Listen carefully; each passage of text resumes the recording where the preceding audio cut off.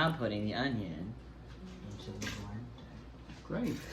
I'm peeling some of the garlic now. So, Reuben, what do you know about RaDaK?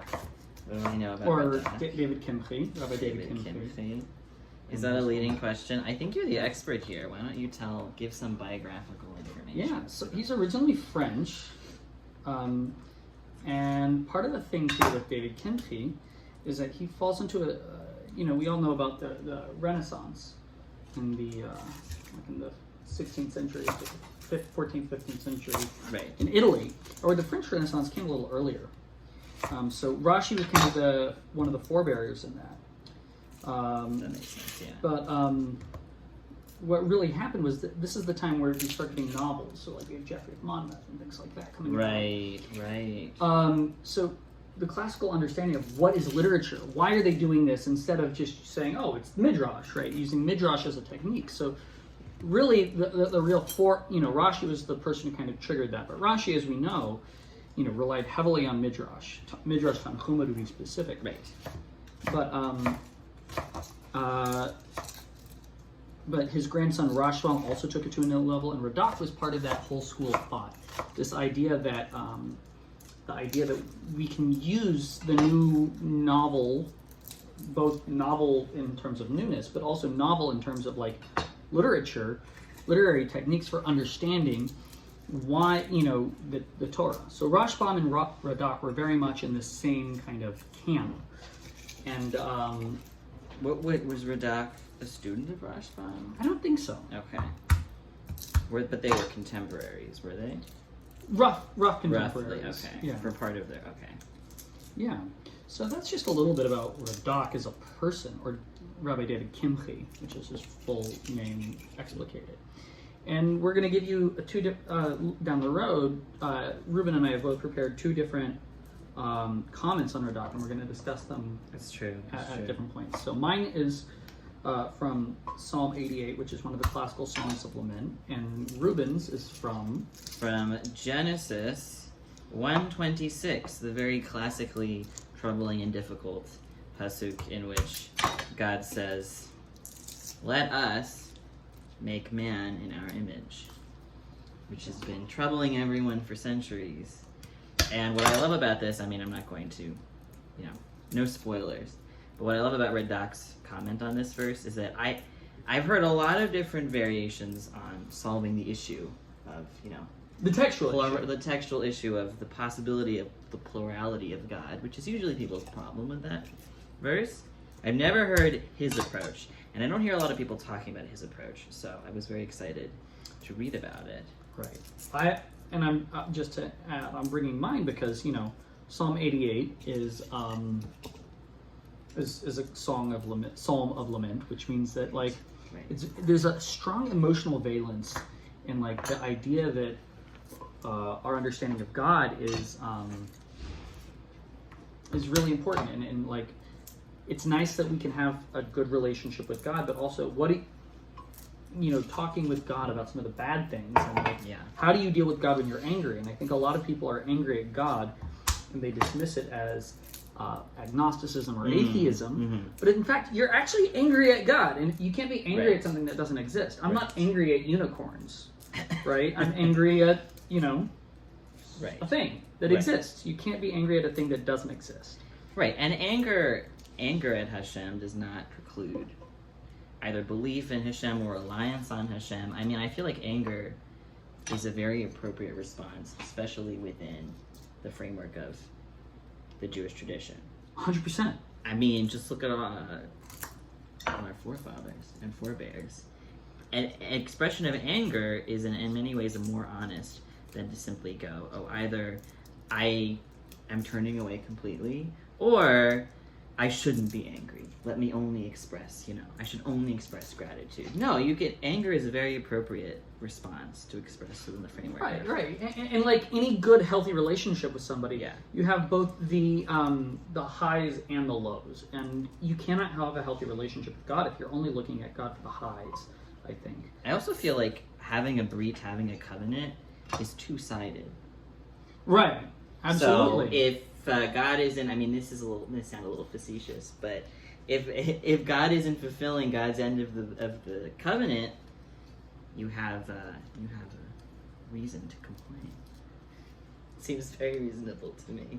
Right. And you know, I guess in the or classical, at least according to your perception, God isn't right. fulfilling. And in the more, I guess, critical approach, we would view God as, you know, God is punishing me because I didn't do my duty here. And I think that it's actually kind of like, what is that? Like is it as simple as, you know, my kid didn't take out the trash, therefore my kid's not getting their allowance? I feel like there needs to be more complexity to a relationship with God rather than beneficent parent giving a kid an allowance. Right. And like, especially since that's only one of myriad of roles that God plays simultaneously. So there is an aspect of parental relationship, but it's never as simple as that. It's never as one-dimensional as that. Not that parental relationships are one-dimensional, but it's like, it's really multifaceted because that's purely one role. Absolutely. So I totally agree with that. Yeah. Checking in a little bit more on our kimchi now. Yes.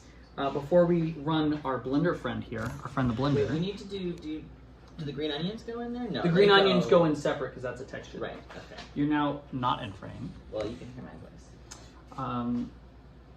Should we add, do you think now is the appropriate point to drop in the fish? Oh, the fish does not get blended.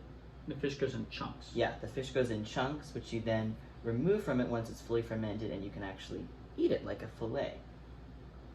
Oh, wonderful. Yeah, it's like a big piece of ceviche, only kosher, because it's Because it's tilapia. Because it's tilapia, don't worry. Anyway. Okay. Yeah, so you can go ahead and blend that. Okay. We'll blend it. Okay.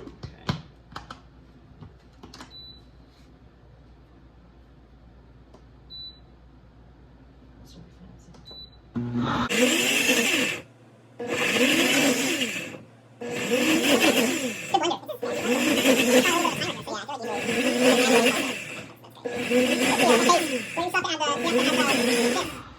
Yeah. All right, let me So this carrot. Yeah. Yes. So you talk about the RaDaK section that you prepared today. Sure.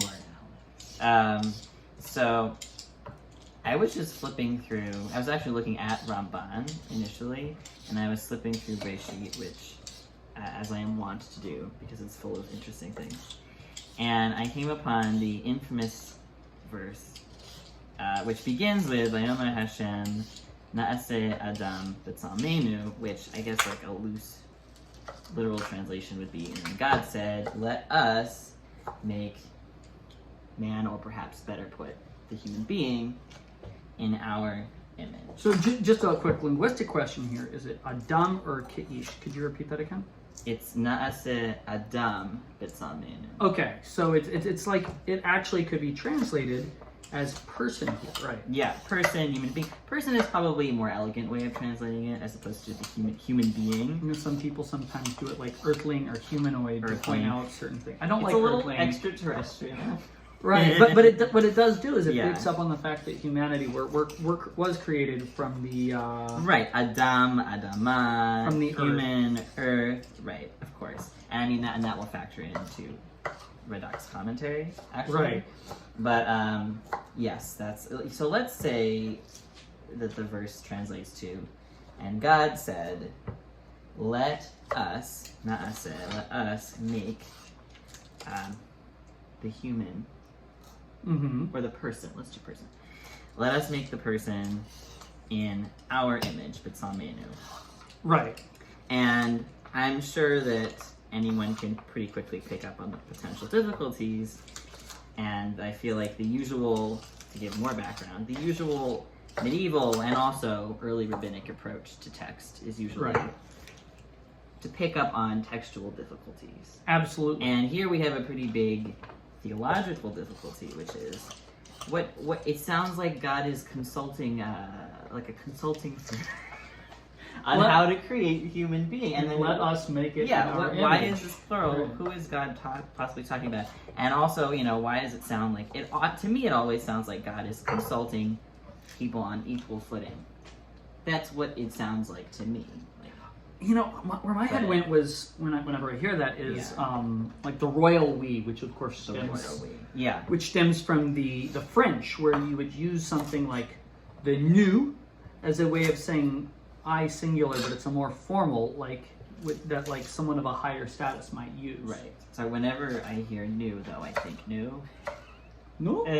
But yes, you're right. So anyway, so those are some of the potential issues that historically everyone has commented on. Right. And so I don't have in my Mikra Gedolot, aka, what is it called? The Rabbi's Bible? Is that what the English Mikra Gedolot? What it's usually called? Mikra is another word for Bible. Yeah, but I feel like when I see editions of a Mikra Gedolot, which is the Chumash, the 5 books of Moses, with the classic medieval commentaries, and also the Aramaic translation, I feel like when I see that translated into English completely, I often see it called the Rabbi's Bible, but I don't know. I've never seen it translated that way. Caleb has an edition that's called that. Sorry, Caleb. Our friend and colleague. Our friend and colleague, you don't know him. Caleb Bromberg, also studying with us to be a rabbi. Oh wow, we included his last name. Now people can find him. We're putting our last names on this. Oh no. Are we? I don't know. Anyway, so this is a total aside, but this is Reuben the sandwich, by the way. No, please, that's the worst joke. Anyway. And I'm Alexander the Great. No, you're not. You're Alexander the Hamilton. People won't know if you're joking or not. I know. When I gave your name at the CSA, by the way, they thought it was a bit. Really? Yeah. Oh my gosh. It's like, no, the primary account holder is Alexander Hamilton. Just give me my vegetables. Don't stop laughing at me. Anyway, what was I saying? Yes. So those are the potential issues that everyone, since time immemorial, has picked up on in their commentary on this verse. And then I looked at, so my Mikraot Gedolot does not have RaDaK, unfortunately. I don't know if that's fairly common. I feel like I don't usually see RaDaK in a lot of the collected commentaries, which is unfortunate. And so I had to look at a... You know why? Why? It's because RaDaK didn't only wrote commentary within Chumash on Bereshit, or we don't have the rest of it. Okay. So it could be that they're wanting to have a standardized page throughout the entirety of Chumash, the 5 books, so that's Genesis, Exodus, Leviticus, Numbers, and Deuteronomy. They're wanting a consistent thing. Since he did, I think, most of Nach, so that's every other book, including all of Psalms, which is which is what you will be bringing. Yes. Eventually. Okay, so long story short, I couldn't find his commentary in my edition, but I found him quoted in the commentary of Nachmanides, aka Ramban, not to be confused with Rambam, who is somebody else entirely. And he quoted him he quoted RaDaK in the name of RaDaK's father, and then I corroborated this by looking on Sefaria at RaDaK's commentary. And what I also love is, which is I guess why I'm bringing RaDaK in the name of Ramban, is that Ramban said, and this interpretation that I'm about to bring to you, is really the only interpretation that seems right to me. Which I thought was really cool, because not only is he bringing it, which already says that he thinks it's of some significance, but he clearly is implying that he's been through them all, and there are many. And this is the one that he thinks is the only one that really works with the text. He calls it the pshat. Right. Which is actually what that literary reading initially was. It was not the understanding that pshat is just a plain text reading. It's the understanding that pshat is not a plain text reading. It's a literary reading, which is something that I think a lot of people confuse. A literary contextual reading. Literary contextual reading, right. The other thing that I'd add, which is really fascinating, is that Ramban is not exactly nice. He doesn't mince words about other commentators in his right. He doesn't often wax, He's not. My dear esteemed colleague is mistaken in this venture. He's like, no, Rashi's wrong. Which I respect. I mean, I respect someone who will, especially if they're critiquing someone like Rashi, who has such a great stature in the history of commentaries. Yeah. But anyway, so he not only brought RaDaK, but he brought RaDaK as the one true shot that he found convincing compared to all the others. And it was specifically a comment on the word na'aseh, when God says, let us make the person in our image. And he said of na'aseh, who does that refer to? It refers to God and Adamah. So God, meaning the earth. So God consulting, well, perhaps consulting is the wrong word, but God saying of God's self and the earth, that together we will form human being, which makes perfect sense with the other verse, which describes the process. I think it's Vayetzar Hashem et Adam, Adamah. God like that, fashions Adam out of Adamah, and then that together with Na'aseh, it works really well with the shot of the text. Yeah, it's like, let us make kimchi. Right. And we're saying that to the vegetables that we're using to make kimchi. I misspoke. The other verse is Aseh Adam Epheh, right? Yeah, God so fashions Adam out of dust. And yes. What is dust? Particles of Adamah, of earth. And I thought that was really cool. That's great. That's amazing. I love that. But I will say that in the explanation of the Tzalmenu in our form, Ramban simply says the form of the angels. No further comment. I would have liked him to say more about that. Because I would expect Na'aseh, which is in the plural, we form, and Tzalmenu, which is in the same verbal form. I would expect them to share the same subject grammatically. So if Na'aseh is referring to God and earth, I would expect Tzalmenu to refer to God and earth as well. But that is not how Ramban saw it, nor is it how RaDaK saw it. So I was left a little wanting, which is usually what happens when you study rabbinic commentary, but that's okay. Sorry, it's part of the thing. You get to add layers on. So a lot of when people are commenting on each other, that's called super commentary. And one of the reasons I think about the angels that might be putting you off a little bit is the fact that angels were very, very present. For instance, the famous painter Marc Chagall had a dream that he was approached by an angel. Oh, I didn't know that. That's interesting. I love Chagall. Chagall's an amazing artist. Wonderful. Absolutely. Rich with Jewish tradition and all of that other stuff in his work. But one of the interesting things is a lot of Jewish theology and talk about angels being kind of a present source of divinity in our day-to-day life. And I assume the same thing is true about shadim or demons. A lot of that went away with the Holocaust. And I'm not sure if it's a theological thing. Interesting. Like, a lot of people are like, oh, how could God exist after a tragedy as terrible as the Holocaust? Or is it because this is part of more of the folk part of the Jewish religion, and so many of the people who practice that folk part of the religion perished during the Holocaust? Oh my goodness, so true. So many folk traditions were just single-handedly obliterated.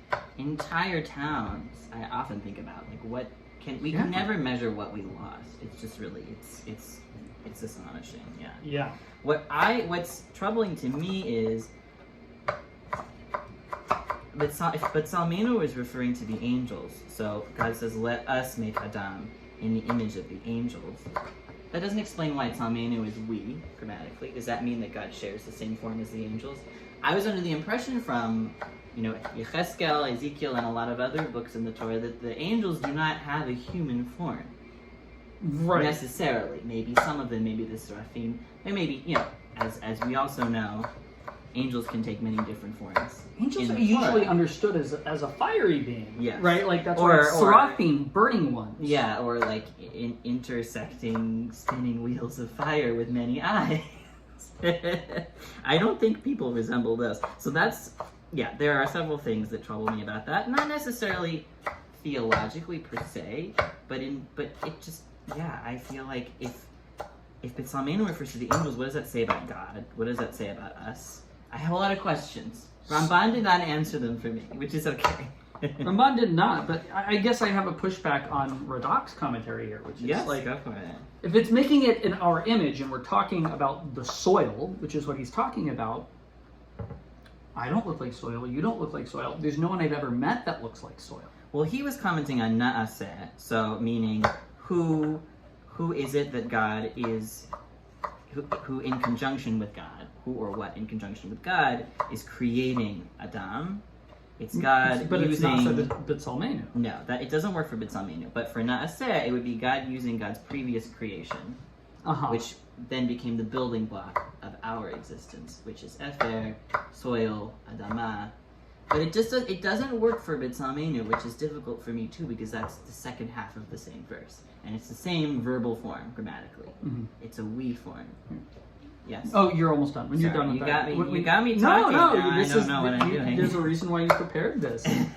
I was just going to ask, when you're done with those carrots, would you mind helping me with the radishes? I would love to. Oh, you're kind of really fine. Okay. I'm doing half moons, just because it seems like it's easy. Yeah. And also, we want the mixtures to like percolate into it. Right. Okay. You know, I also think that, by the way, the drush that you brought of RaDaK is actually really interesting because, what are we doing? We're making kimchi. Yes. And kimchi is, I don't know if people know what kimchi is, but it's kind of a pickled cabbage salad that is originally Korean. And and a lot of times they would put it in the earth to kind of chill and bury it, right? So earth becomes then a convection through which people prepare their foods. And even our, going back to the old country like we did a minute ago, like a lot of our ancestors would pickle their vegetables to make it last the winter. And this is kind of a more complex Korean take on that idea that they have vegetables and they need to be able to get their nutrients throughout the winter, the long winter. Right, because the 50th parallel is quite north. Certainly is. Yeah, that's one of, you hear some of the stories of like Korean POWs freezing to death. It's because it's so far north. Yeah. Wait, so you're from German Jewish ancestry? That's correct. Okay. And I am from Pale of Settlement. It's difficult because nowadays it's Poland, but when my ancestors were living there, it was part of the Russian Empire. So it was like on that border. So, So I just say Pale of Settlement because that was the ruling power at the time. Those are the borders that they lived within. Yeah. So the family that I take my customs from is from like the Bavaria area. Gotcha. Especially specifically where it kind of gets close to Hungary. Oh, okay. The other part is actually a little bit, it's questionably Poland, right? There's actually the town of Posen on the border between Poland and Germany. Yeah. Is actually Hitler's justification for invading Poland because he needed to release the ethnic Germans in the Polish town of Posen. Release them. Yeah. Right, and as dictators and autocrats and tyrants are wont to do, and we're seeing that now in Crimea. That's Putin's justification for invading Ukraine. He has to free the ethnic Russians from the tyrannical whatever of Zelensky, the Ukrainian, and obviously the vast majority of ethnic Russians living in Crimea and in the rest of Ukraine are like actually very happy to be part of. Absolutely, yeah. It's clearly just a justification. It doesn't make much sense. Right, and I'm not trying to justify either Hitler nor Putin's invasion of either Poland or Ukraine. Of course not. But yeah, it's the same old story. History repeats itself. It certainly does. Okay. Well, we're almost done with our chopping, which is nice. Yeah? And then after that, wait, what do we do with this once we're done? I think what we're going to have to do is we're going to drain the salt out of there. Okay. Then we're going to mix the paste, the veggies, and the cabbage together. Oh, we get to get our hands dirty. Yeah. That's the fun part. And it's during that phase where we're mixing it all together that we'll talk about what I'm bringing from Psalm 88. All right. Yeah. And we have 2 more radishes left. Give me the other one. Perfect. Okay. Being fair, Reuben has like a full knife and I'm using a paring knife. We're trying to keep this It's true. It's not that I'm so much faster.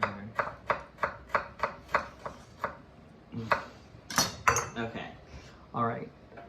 All right. So I just want to show everyone this little bowl that we have here, which is we have green onion, some freeze-dried chives, and we have the carrot matchsticks. So now we're mixing the veggies because we made a double. So now we're adding our vegetables. Is that all the carrots? I'm putting the rest in? Yeah, you can go for it. Great. Put the rest in there. And then we're going to start discussing mine, which is we're going to be looking at Psalm 88, verse 16, which is Oni ani v'govea min or nasati emecha afuna. So I'm JPS, New JPS translates it as something like, I can't get away from your fear. If we're translating it using, afuna is a weird word. And BDB says it's probably some sort of textual corruption. It's supposed to be amoga, but which means distracted. Oh, distracted. That's right. Okay. But Sadia Gaon, which is where in JPS takes it, translates it as like lifnot, like to turn.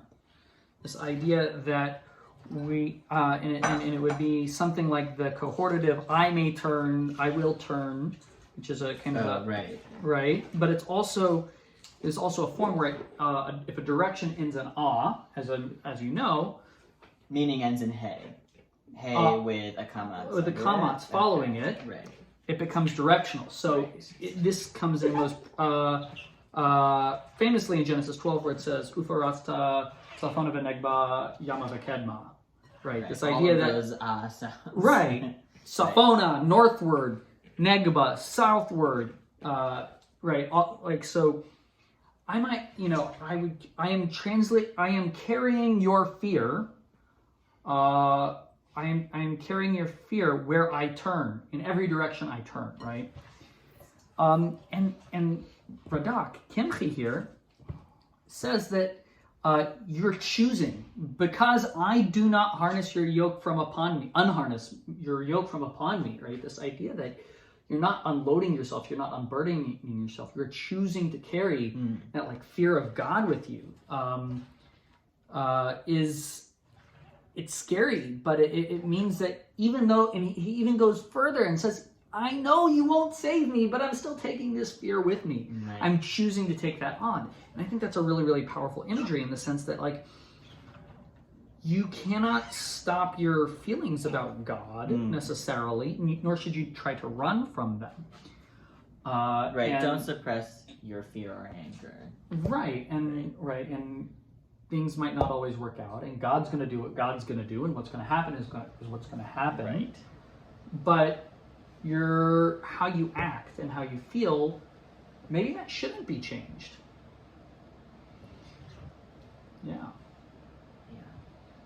Yeah, I really like that. So hold that thought. I'm getting the paste. Oh, you're getting the paste? You need to do this too. Yes. Okay, let's divvy this up. You take half, and I'll take half. So just gonna do it in this way so the folks at home can see it. The folks at home. Oh yeah, look at that. I know, it looks so good. It looks beautiful. It doesn't stain the bowl. Well, it's... Oh, this bowl here? Yeah. It might, but that's okay. Okay. I'm gonna do this too. Yeah, I think that's a really important message, because I think we all feel this way sometimes, but I've encountered a lot of people who think that anger at God must mean that they are either disconnected from God, or that God either doesn't exist or isn't worthy of worship or any sort of relationship. And I think that this is just the opposite. The opposite is the case. If you have this reaction, it's because you're invested. And you are remaining invested. I mean, this is a perfectly reasonable reaction to have with somebody with whom you have a relationship, right? I mean, if you didn't have any sort of relationship or connection, you wouldn't feel betrayed. You wouldn't feel that kind of anger. Right. And when you get upset at like an intimate partner or spouse, exactly. What are you going to do? You're not going to just necessarily divorce your spouse because they didn't do the dishes right or something, right? Like, I would hope not, but right, even in the hard times, right, you're supposed to You're supposed to. Yeah, now we're really getting into this. Oh yeah. Both into the text and into the kimchi. Right. You're supposed to really struggle with that, and you're not. It's supposed to be a yoke that you don't take off, and a yoke is usually like that language is used frequently for the understanding that we're, it's the yoke. Yoke ol min shamayim, like the yoke of heaven is upon you, and like, because it is somewhat of a burden, right? Like, to be able to follow and live as God would want. It is a burden, but what I think is really interesting, and I learned this from Morenu Rabbi Diamond, actually. I actually haven't studied under Rabbi Diamond. Oh, yeah, that's right, you never studied under Rabbi Diamond. Well, he is a man of great insight, as most people will tell you. But when we were talking about when we were talking about Ol Malchut Shamayim, which came up in Pirkei Avot, as it does, and he was saying, I mean, a lot of people struggle with this idea, and I've struggled with this idea. Of course, it's a difficult idea that you are yoked to God and to heaven, which, like an oxen would be yoked. Like oxen would be yoked, right? To a plow. To a plow, right? And that you have no will of your own. And he said, but if you take off that yoke, you cannot live without another yoke. And when you remove the yoke of Shemayim, you put on the yoke of Malchut, which is like, for instance, I mean, in the rabbinic imagination, it would be the evil Roman kingdom and government. You cannot live without a yoke. What is the yoke? To whom do you give your time? To whom are you committed? Who are you obligated to? If it's not God, it's going to be something else. So what would you prefer to be yoked to? Was his understanding. And I like that. It fits in nicely. I forget where it's in Bamidbar, I think, in the book of Numbers. This idea that there's a prohibition against yoking two different animals together and having them plow your field. Right. So the idea that you can only be yoked to one animal or to one being. Right. You can only, in old-fashioned parlance, you can only serve one master. And truly serve, right, in all senses of the term. And so the classic, at least in the ethics of our fathers, the classic binary is God or the government, and the government is a stand-in, of course, for the Roman government, which is a stand-in for, the secular oppressive government. You can choose your stand-in, really, because I feel like it's a flexible category. Right. Right? So you have God and you have something to whom you do not, some sort of presiding power. I think these are pretty well mixed. Yeah, I think they're well mixed. To whom you do not want to be obligated. Okay. So now we pack them. All right, let me rinse my hands though. Yes, I will. They are very dirty. Yeah, we'll have to get some more jars out, I think, because I think they're no, we're not going to be able to fit it all in that. Yeah. So this stuff is looking good. Like you can see that it's starting to look more like kimchi. Right now, it's just a bunch of vegetables that have been soaked in like this weird pepper paste. So what really makes kimchi is the pickling process and the fermenting process, which is why we started by soaking our Napa cabbage in salt water.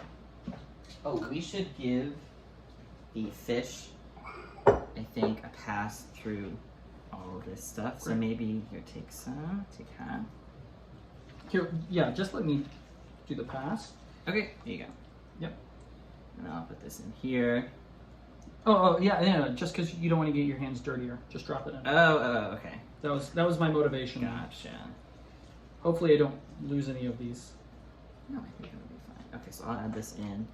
I'll put this one has first. Nothing. 1, 2, 3. So we're actually fudging our recipe here, which is officially a vegan kimchi recipe. Not anymore.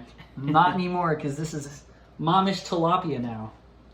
Okay, give me one more piece, and the rest is for the others. Yeah, but I still got it. In. Great. Yeah, of course. And then, boom. And Reuben, can you hold up and show everyone what you're doing now? I've got this beautiful traditional earthenware jar for fermenting the kimchi. I will not be burying it in the ground, but that is because I live in a New York apartment, and I don't have any ground in which to bury it. I think we should go out to Fort Tryon Park. Oh, well, yeah. You don't think any of the groundhogs would find it? I mean, they may not want it, actually.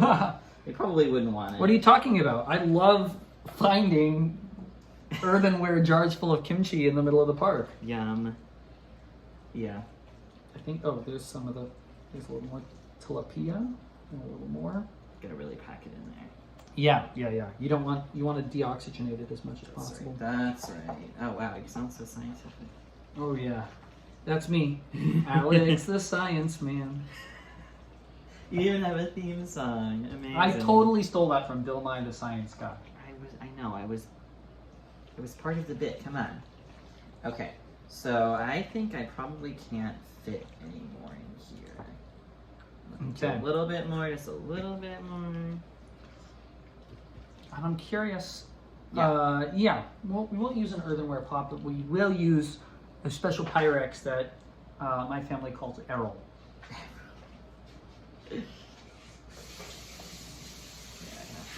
I'm gonna add this to yours. Great. I think I got all the tilapia out. Yeah, I see that, and then we'll put that in the jars. Oh my gosh. It smells so good. It does. Oh my goodness. How long do you let this sit? I you gotta double remember? check. Okay. I think it's 3 days in the fridge or 3 weeks not in the fridge. Oh, interesting. So it's less time in the fridge? I think Why so. is that the case? Yeah, I'm gonna Because- rinse my hands. Sorry. Should have done Errol, which is something. It's going to work like the earthenware lid because it has a nice heavy lid that will sit and kind of form that. Seal. a seal. And you actually want a little bit of air because if we were to put it in like a jar, like this jar for instance, pressure builds up.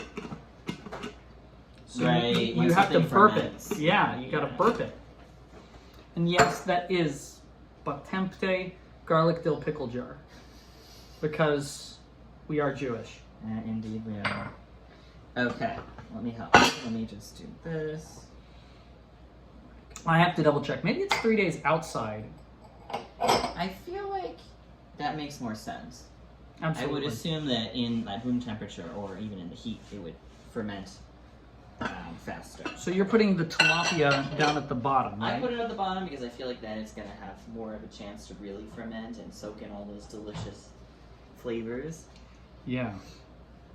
Be a whole meal unto itself. Yes. So we got to come back together in a few days and enjoy some of the kimchi. Be great. I can make some rice. We can make a whole thing. Yes. That'd be great. Sounds great. Okay. How can I be of that service to you? Here we go. Yeah. We're gonna have to put some of this in jars. Yeah.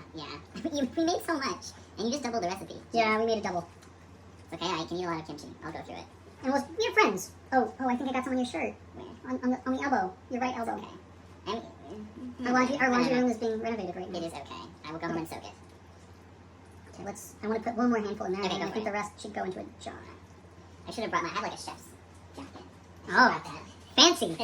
Well, I wore one when I baked, and I realized it was so much better than an apron, because an apron does not protect your elbows. So it's much better to actually wear like a chef's coat situation. Right, since your hands will be clean, do you want to open up this Batemte garlic dill pickle jar? I would love to. Wait, where is it? Right here. Okay. Oh, look, my hands are, perfect. Never mind. And now, yeah, put that in there. Perfect. And it'll be a little bonus present whenever we get there. Oh, maybe this is not the right size jar for it. Like, too big? I think so. Well, we can take some from here. So you fill that up, and then we'll see. Yeah. Yeah. A little more. Yeah, because we do want it to be kind of, we want to get out all those little air pockets. Yeah. This is why you wash your hands. What a great sound. Okay. That's good. That seems, yeah, that's good. Perfect. Okay, let's level with that here. Yeah, that's what we should do when this is done. I'll come over, you come over, and we'll make a whole Korean lunch. Yeah, sounds great. This is really a condiment. This really is a condiment. So we'll just make a whole meal, and then we'll have this as Korean meal. Great. Now what?